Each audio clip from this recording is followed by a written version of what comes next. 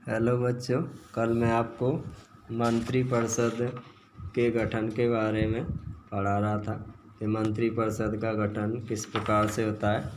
आज हम आपके मंत्रिपरिषद की शक्तियां और कार्यों के बारे में समझाएंगे। तो यद्यपि संविधान के अनुच्छेद 163 में मंत्रिपरिषद का कार्य राज्यपाल को सहायता और परामर्श देना ही बतलाया गया है।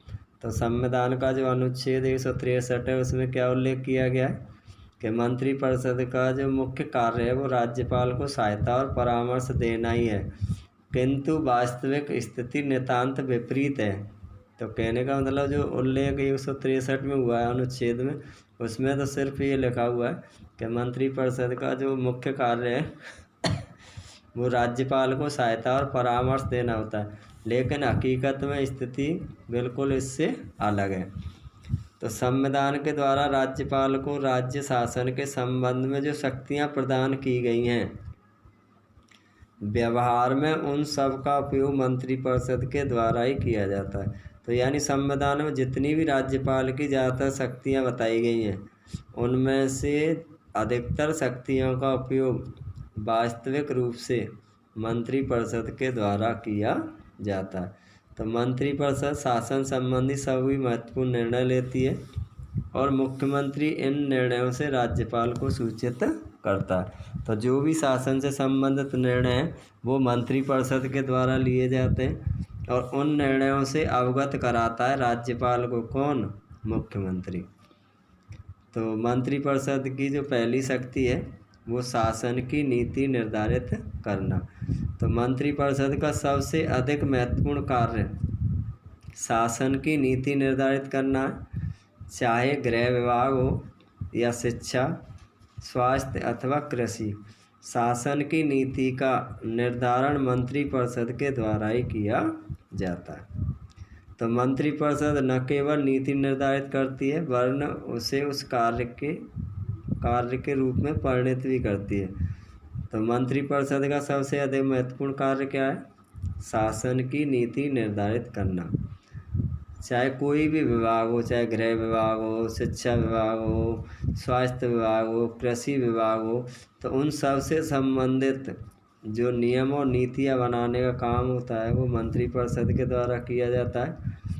और मंत्रिपरिषद सिर्फ नीतियाँ ही निर्धारित नहीं करती है बल्कि उनसे संबंधित जो कार्य होते हैं उनको भी पूरा कराने का कार्य करती है।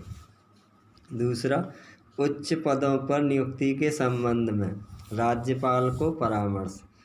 तो जैसे हमने राज्यपाल की शक्तियों के बारे में पढ़ा था कि भाई राज्यपाल राज्य में महाधिवक्ता की नियुक्ति करता है, राज्य लोक सेवा आयोग के अध्यक्ष और सदस्यों की नियुक्ति करता है, अन्य उच्च न्यायालयों उच्च अधिकारियों की नियुक्ति करता है, लेकिन इन सब की नियुक्ति राज्यपाल मंत्रिपरिषद की सलाह और परामर्श से ही करता है।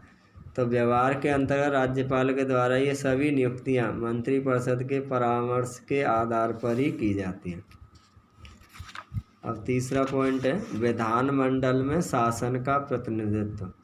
तो मंत्रीगण विधानसभा और विधान परिषद में उपस्थित होकर सदस्यों के प्रश्नों तथा आलोचनाओं का उत्तर देते हैं। तो यानी जब भी विधानसभा और विधान परिषद की बैठकें होती हैं तो मंत्री विधानसभा में भी जाते हैं और विधान परिषद में भी जाते हैं और सदस्यों के द्वारा जो भी प्रश्न उनसे पूछे जाते हैं वह उन प्रश्नों का उत्तर देते हैं और उन्होंने जो आलोचना की है सदस्यों ने उनकी आलोचनाओं का भी उत्तर देते हैं और शासन की नीति का समर्थन करते हैं। अगला पॉइंट कानून निर्माण का कार्यक्रम निश्चित करना।